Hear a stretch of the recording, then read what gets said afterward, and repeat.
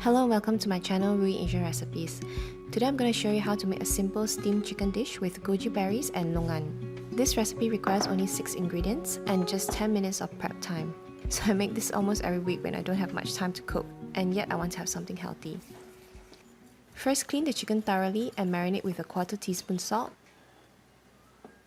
For this recipe, I'm adding a handful of this Chinese herb, about 12 grams. In Cantonese, we call it yok chok. A handful of goji berries, about 15 grams, and a handful of longan, about 12 grams. Wash them clean. Then place them on a plate for steaming. You can use stainless steel, ceramic, or glass for steaming. Then place the chicken on top. Add 1 cup of water, about 250 ml. Pre-boil the water in a wok. Then steam the chicken on medium heat for 45 minutes to an hour.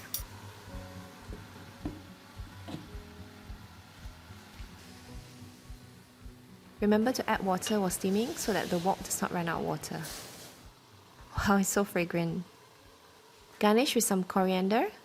I hope you enjoyed this recipe. Let me know in the comments below. See you next time.